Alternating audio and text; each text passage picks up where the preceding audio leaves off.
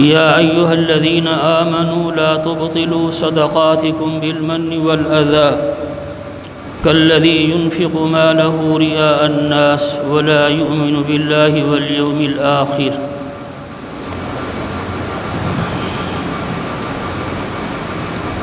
عن أبي سعيد الخدري رضي الله عنه قال قال رسول الله صلى الله عليه وسلم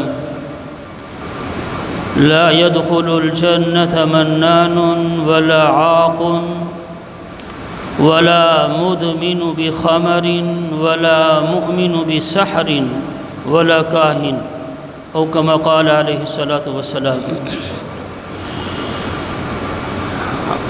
عن ابن عمر رضي الله تعالى عنه قال قال رسول الله صلى الله عليه وسلم ثلاثة لا ينظر الله إليهم يوم القيامة العاق لوالديه ومدمن بخمر ولا منان بما أعطى أو كما قال عليه الصلاة والسلام. صدق الله العلي العظيم.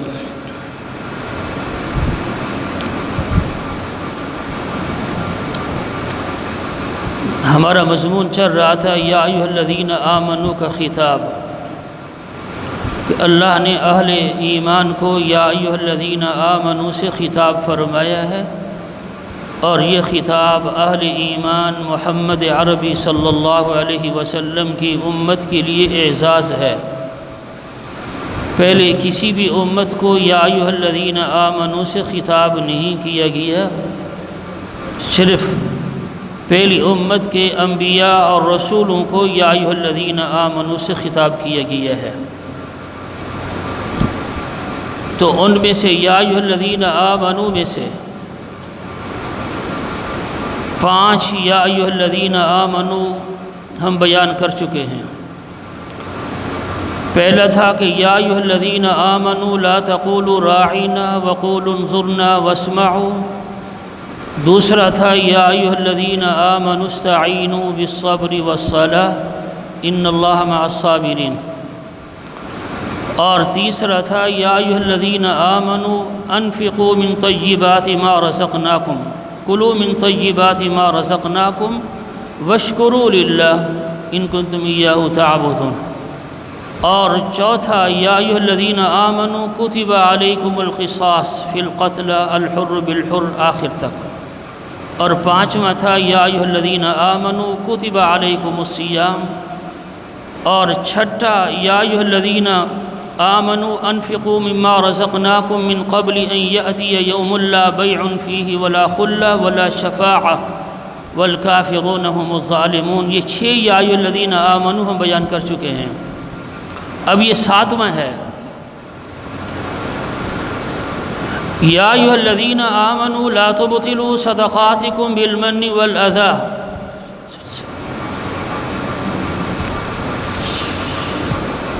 یہ تقریباً آیت نمبر 261 سے لے کر 282 یا 83 تک اللہ تبارک و تعالی نے مال کے متعلق ہدایات دی ہیں کہ مال کو کیسے خرچ کرو، اس کے مصارف کیا ہیں۔ ان میں سے یہ پہلا ہے یا ایھا الذین آمنوا، ابتدا ہے، اس لیے یہاں تنبیہ کے طور پر ذکر فرمایا گیا ہے کہ یا ایھا الذین آمنوا لا تبطلوا صدقاتکم بالمن والاذی، کہ اے ایمان والو اپنے صدقات اور خیرات کو برباد نہ کرو، بالمن احسان بتا کر، دوسرا والاذی کسی کو تکلیف دے کر۔ آگے مثالیں دی گئی ہیں کالذی ينفق مالہ رئاء الناس وغیرہ وغیرہ۔ اعمال کی قبولیت کے لیے 2 طرح کی شرائط ہونی چاہیے۔ ایک شرط جس کا تعلق اعمال کی صحت کے ساتھ ہے، اعمال کے صحیح ہونے کے ساتھ ہے، کہ اعمال صحیح ہوں۔ اور دوسری شرائط ہیں بقائے اعمال،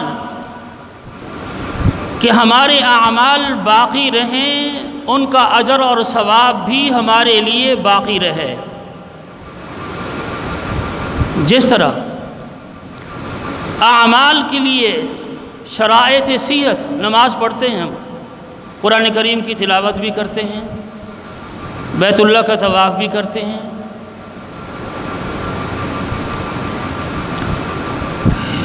اس طرح کے اعمال کے لیے وضو شرط ہے۔ وضو نہیں ہوگا تو شرائط صحت نہیں ہے، وضو شرط ہے۔ اسی طرح نماز کی بقا کے لیے ایسے اعمال ہیں کہ جس سے اجتناب ضروری ہے تاکہ ہماری نماز بھی صحیح ہو، ہماری نماز پر ہمارے لیے اجر اور ثواب بھی مرتب ہو۔ مثلا جیسے نماز شروع کرنے کے بعد نماز میں بات کرنا، نماز ختم۔ نماز میں پانی پینا، نماز ختم۔ یا دوران نماز ایسا عمل ادا کرنا کہ جس عمل کو غیر نمازی جو نماز نہیں پڑھ رہا اور وہ دیکھے اور وہ یہ سمجھے کہ آپ نماز میں نہیں ہیں، جیسے دونوں ہاتھ سے آدمی کپڑے کر رہا ہو یا خارج کر رہا ہو، یہ کثیر اعمال میں ہے جس سے ہماری نمازیں ختم ہو جاتی ہیں۔ یا اسی طرح نماز پڑھتے ہیں، ہمارے لیے بدن پاک ہونا ضروری ہے، کپڑے پاک ہونا ضروری ہے، جس جگہ پر نماز پڑھ رہے ہیں اس جگہ کا پاک ہونا بھی ضروری ہے۔ تو بعض شرائط وہ ہیں جن کا تعلق صحت اعمال کے ساتھ ہے، اور بعض شرائط وہ ہیں جن کا تعلق بقائے اعمال کے ساتھ ہے کہ ہمارے اعمال اور ان پر اجر اور ثواب باقی رہے۔ اسی طرح صدقات اور خیرات کے لیے بھی اسی طرح کی دو شرائط ہے۔ ایک تو ان میں سے ہے کہ شرائط صحت، کہ صحیح عمل ہو، صدقہ صحیح جگہ ہونا چاہیے، خیرات ہونی چاہیے، میں مثالیں دیتا ہوں آگے۔ اور دوسرا کہ یہ ہمارا عمل باقی رہے، اس پر اجر اور ثواب باقی رہے، جس طرح ریاکاری اس عمل کی بقا کے خلاف ہے، برباد عمل۔ اس لیے قرآن کریم نے یہاں پر یا ایھا الذین آمنوا لا تبطلوا صدقاتکم بالمن والاذی، اہل ایمان کو خطاب کیا ہے، یعنی اللہ رب العزت کو اہل ایمان کے چاہے مالی اعمال ہوں، بدنی اعمال ہوں، یا بدنی اور اعمالی مشترکہ اعمال ہوں، اللہ کو کتنی پسند ہے کہ یہ میرے محبوب کے امتیوں کے اعمال برباد نہ ہوں، اس لیے پہلے سے اللہ نے ہدایات دے دی ہیں۔ اگر ہم برباد کریں تو پھر ہمارا قصور ہے۔ تو دو چیزیں، ایک تو خطاب ہے یا ایھا الذین آمنوا، دوسرا ہے کہ لا تبطلوا صدقاتکم، اپنے صدقات اور خیرات کو برباد مت کرو۔ کس کے ذریعے سے؟ بالمن والاذی، احسان بتا کر، کسی کو تکلیف دے کر۔ اس لیے اگر انسان مالی خیرات کرتا ہے اس کے اندر احسان کا پہلو بھی نہیں ہونا چاہیے اور دوسرے کے لیے تکلیف کا پہلو بھی نہیں ہونا چاہیے، تو اعمال یہ صدقات والے اعمال قبول ہوں گے، ورنہ نہیں۔ اس لیے تین شرائط ہیں اس کے لیے تین شرائط ہیں، مالی اعمال کے لیے تین شرائط کہ یہ عمل ہمارا قبول ہو۔ پہلی شرط یہ ہے کہ صدقات اور خیرات کا تعلق رزق حلال سے ہو، رزق حلال سے ہونا چاہیے، پاک مال سے ہونا چاہیے۔ اس لیے کہ حدیث میں آتا ہے، آپ صلی اللہ علیہ وسلم نے فرمایا ان اللہ طیب یحب الطیب، اللہ پاک ہے اور پاک مال کو قبول کرتا ہے۔ پہلی شرط یہ ہے۔ بعض لوگوں کی اس میں سوچ ہوتی ہے، جو چوری کرتے ہیں، ڈاکہ مارتے ہیں، دوسروں کا مال غصب کرتے ہیں، وہ یہ سوچ رکھتے ہیں کہ ہم تو غریبوں کی مدد کرتے ہیں۔ یہ اپنی ان کی سوچ ہے، اس پر کوئی اجر مرتب نہیں، شریعت کے خلاف طریقہ ہے۔ اس لیے پہلی شرط یہ ہے کہ جس سے ہمارے صدقات اور خیرات قبول ہوتے ہیں اللہ کے ہاں، پہلی شرط یہ ہے کہ رزق حلال سے ہو، رزق حرام سے نہیں۔ اس لیے حرام مال پر زکوٰۃ نہیں، حرام مال سے قربانی نہیں، حرام مال سے صدقات نہیں ہے، اس لیے کہ اللہ حرام مال کو قبول نہیں کرتا۔ اگر فتح وجات کی روشنی میں جاتے ہیں، اگر کوئی شخص رزق حرام خرچ کرتا ہے، بظاہر وہ کہتے ہیں میں اللہ کی راہ میں خرچ کرتا ہوں، اور اللہ کے قرب کو حاصل کرنے کے لیے خرچ کرتا ہے، تو ایمان سے بھی نکل جاتا ہے، ایمان سے بھی نکل جاتا ہے۔ اس لیے یہ ہدایت دی اللہ رب العزت نے، خطاب کیا ہے کہ یا ایھا الذین آمنوا لا تبطلوا صدقاتکم بالمن والاذی۔ تو صدقات کے لیے پہلی شرط کہ رزق حلال سے کیا جائے، حرام سے نہیں ہے۔ اگر رزق حرام سے ہوگا تو قابل قبول نہیں ہے، پھر کافروں کے بھی اس طرح کے صدقات سارے قابل قبول ہیں پھر تو۔ اور دوسری شرط کہ جس کو آپ اپنے صدقات اور خیرات دے رہے ہیں وہ مستحق بھی ہوں، وہ مستحق بھی ہوں۔ خالی جیب سے پیسہ نکالنا یہ فضیلت کی بات نہیں ہے، مصرف کو بھی دیکھو، مستحق کو بھی دیکھو۔ اس لیے کہ قرآن کریم نے سورہ توبہ کے اندر 8 مصارف کو ذکر فرمایا ہے۔ اللہ رب العزت نے انما الصدقات للفقراء والمساکین والعاملین علیہا والمؤلفۃ قلوبهم وفی الرقاب والغارمین فی سبیل اللہ وابن السبیل فریضۃ من اللہ۔ اللہ نے مقرر کیا ہے، یہ انسان نے نہیں مقرر کیا، نہ نبی نے مقرر کیا، اللہ نے یہ مقرر کیا ہے۔ اس لیے صدقات دینے کے لیے، ان کی قبولیت کے لیے دوسری شرط یہ ہے کہ مستحق تک پہنچاؤ۔ مستحق کو تلاش کرنا میری اور آپ کی ذمہ داری ہے، میری اور آپ کی ذمہ داری ہے۔ بعض یہ ذمہ داری ادا کیے بغیر خرچ کرتے ہیں، اگر وہ مستحق نہیں ہوگا تو صدقات قابل قبول نہیں ہیں، اگر وہ مستحق نہیں ہوگا تو ہماری زکوٰۃ بھی قابل قبول نہیں ہوگی۔ اس لیے قرآن کریم نے یہ کہا ہے کہ یا ایھا الذین آمنوا لا تبطلوا صدقاتکم بالمن والاذی، کہ اپنے صدقات کو برباد مت کرو احسان بتا کر، اور کوئی تکلیف دوسرے ذرائع سے پہنچا کر کے بھی اپنے صدقات کو مت کرو۔ اس لیے کہ جب اللہ کی رضا کے لیے ہے تو پھر احسان کیا ہے، جب اللہ کی رضا کے لیے ہے تو پھر دوسرے کو شرمندہ کرنے کا کیا معنی ہے۔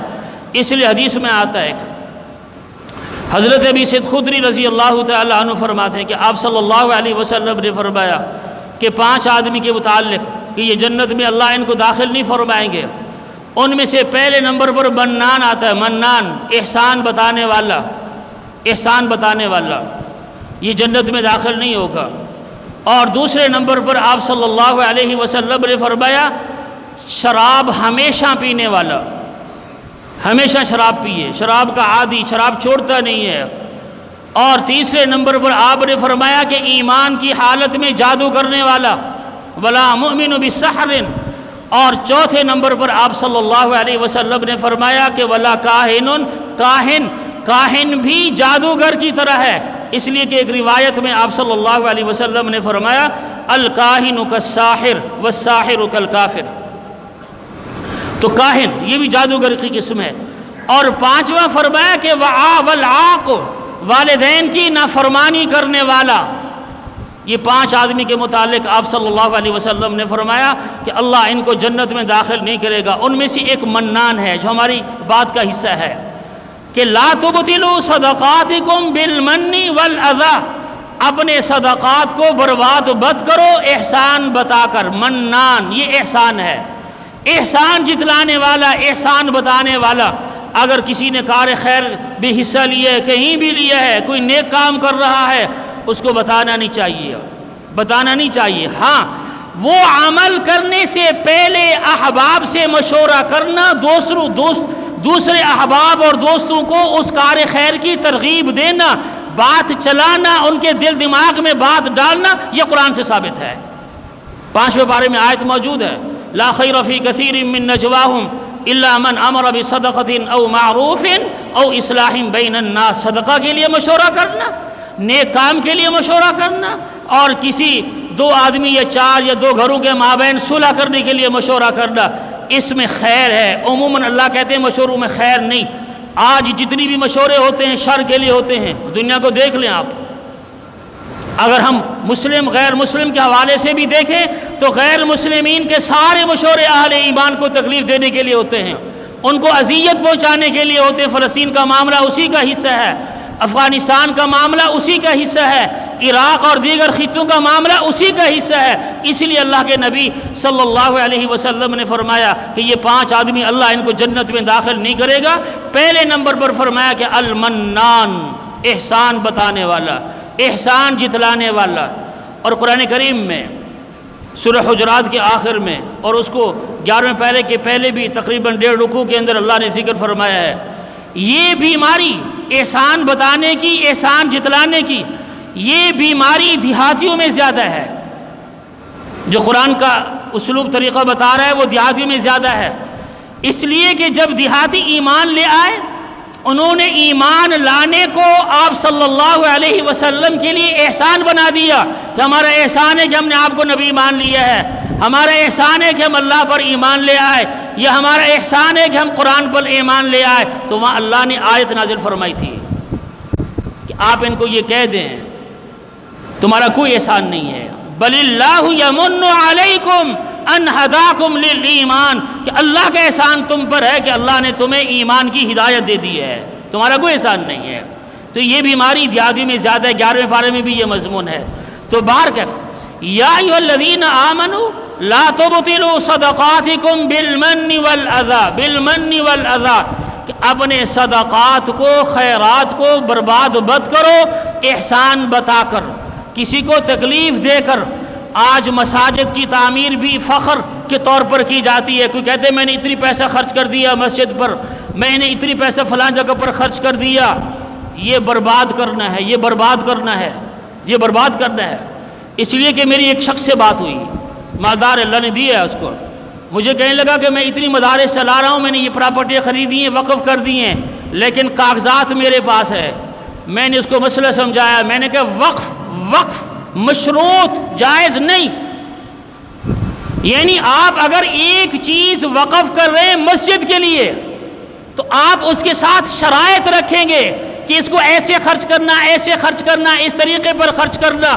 یہ شرائط آپ کے لیے جائز نہیں، نہ آپ کا وقف جائز ہے، نہ آپ کے لیے ثواب ہے۔ بعض لوگ کرتے ہیں یہ فخر، حالانکہ یہ اللہ نے اگر نیکی کی توفیق دی ہے تو طریقہ یہ ہے دائیں ہاتھ سے دو، بائیں کو پتہ نہ چلے، دونوں ہاتھ میرے ہی جسم کا حصہ ہے، اس لیے کہ دائیں کا اپنا ہاتھ ہے، بائیں کا اپنا ہاتھ ہے، اور دائیں کا اپنا عمل ہے، دائرہ اختیار ہے، دائرہ کار ہے، اور بائیں کا اپنا دائرہ کار ہے، اس لیے بائیں ہاتھ میں برکت نہیں ہے، سیدھے ہاتھ میں برکت ہے۔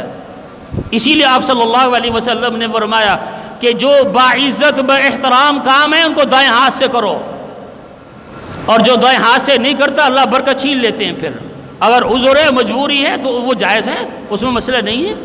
تو پہلی چیز یہ آئی قرآن کریم میں کہ یا ایھا الذین آمنوا لا تبطلوا صدقاتکم بالمن والاذی، بالمن والاذی۔ تو ایسے صدقات کی قبولیت کے لیے پہلی شرط رزق حلال ہو، رزق حلال ہو۔ اب میں مثال دیتا ہوں، بیت اللہ کی تعمیر ہوئی، حتیم کا حصہ ہے، جو لوگ گئے ہیں دیکھے حتیم کا حصہ ہے، ویسے یہ بیت اللہ میں شامل ہے لیکن تعمیر میں شامل نہیں، تعمیر میں شامل نہیں ہے۔ جن کافروں نے اپنا مال بیت اللہ کی تعمیر پر خرچ کیا تھا تو انہوں نے بھی معاہدہ کیا تھا کہ ہم رزق حلال خرچ کریں گے۔ جب رزق حلال پاک مال کافروں کے پاس بھی ختم ہو گیا، بیت اللہ کی تعمیر کو مکمل کرنے کے لیے مال حلال نہیں رہا، تو انہوں نے حتیم کے اس حصے تک یہاں تک چھوڑ دیا۔ یہ کافروں کی احتیاط ہے، یہ کافروں کا پرہیز ہے کہ اللہ کا گھر ہے اور اللہ کے گھر پر رزق حلال خرچ ہونا چاہیے، حرام مال خرچ نہیں ہونا چاہیے۔ اس لیے رزق حلال سے اگر خرچ کریں گے تو وہ قبولیت کی پہلی شرط ہے، پہلی شرط ہے۔ اس لیے اللہ رب العزت نے یہاں پر فرمایا کہ یا ایھا الذین آمنوا لا تبطلوا صدقاتکم بالمن والاذی، کہ اپنے صدقات کو برباد مت کرو اے اہل ایمان، احسان بتا کر، تکلیف پہنچا کر۔ اگر کوئی انسان کسی غریب کے ساتھ ہمدردی کرتا ہے تو پھر اس کو اپنا غلام بنا کے رکھتا ہے، اپنا غلام بنا کے رکھتا ہے، جائز نہیں۔ اللہ کی رضا کے لیے وہ غریب ہے، وہ آزاد ہے، آپ جب اس کو بلاتے ہیں آپ کے کام کے لیے حاضر ہوتے ہیں۔ یہ ایک حصہ ہے، بالمن کا بھی حصہ ہے، والاذی کا بھی حصہ ہے۔ احسان بتلانے کا بھی حصہ ہے اور تکلیف پہنچانے کا بھی یہ عمل حصہ ہے۔ اس لیے یہاں پر اللہ رب العزت نے فرمایا ہے یا ایھا الذین آمنوا لا تبطلوا صدقاتکم بالمن والاذی، کہ اے ایمان والو اپنے صدقات کو، خیرات کو برباد مت کرو، احسان بتا کر، کسی کو تکلیف پہنچا کر اپنے صدقات کو برباد مت کرو۔ اور دوسری شرط میں نے یہ ذکر کی، مستحق تک پہنچانا، یہ بھی لازم ہے، یہ بھی لازم ہے۔ صرف اپنی جیب سے پیسہ خرچ کرنا کمال نہیں ہے، مستحق تک پہنچانا بھی۔ اس لیے کہ روایت کے اندر آتا ہے آپ صلی اللہ علیہ وسلم نے یہ ارشاد فرمایا، زکوٰۃ ہے، صدقۃ الفطر ہے، یا قربانی کی مد میں شرم قربانی یا قربانی کی رقم جو شخص قربانی نہ کر سکا 3 دن، اس کے لیے لازم ہے کہ اس طرح کے پیسے غریب تک پہنچائے، مستحق تک پہنچائے، اس کی ذمہ داری ہے، اس کی ذمہ داری ہے۔ اس لیے یہاں پر اللہ رب العزت نے اہل ایمان کو خطاب کیا ہے، یعنی اہل ایمان اللہ کو کتنی پیارے ہیں۔ اللہ کی منشا یہ ہے اہل ایمان کے بدنی اعمال بھی برباد نہ ہوں، اہل ایمان کے مالی اعمال بھی برباد نہ ہوں، بدنی اعمال پر بھی ان کو پورا پورا اجر ملے اور مالی اعمال پر بھی پورا پورا اجر ملے۔ اس لیے کہا یا ایھا الذین آمنوا لا تبطلوا صدقاتکم بالمن والاذی۔ ایک روایت میں آتا ہے، حضرت ابن عمر رضی اللہ تعالیٰ عنہ سے روایت ہے کہ آپ صلی اللہ علیہ وسلم نے فرمایا کہ 3 آدمی ایسے ہیں جن کی طرف اللہ نظر رحمت سے نہیں دیکھیں گے، جن کی طرف اللہ نظر رحمت سے نہیں دیکھیں گے۔ ان میں سے پہلے نمبر پر آپ صلی اللہ علیہ وسلم نے فرمایا العاق لوالدیہ، اپنے والدین کی نافرمانی کرنے والا، اپنے والدین کی نافرمانی کرنے والا۔